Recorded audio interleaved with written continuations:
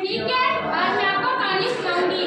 किसकी कहानी सुनाऊंगी आपको? खरगोश और कछुए की कहानी।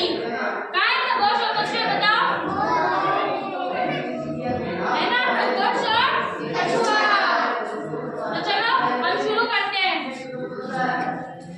एक बार है ना, एक जंगल में ना एक खरगोश और एक कछुआ रहते थे। कौन रहते थे? वो दोनों क्या थे? बहुत ही अच्छे गहरे मित्र थे, दोस्त थे।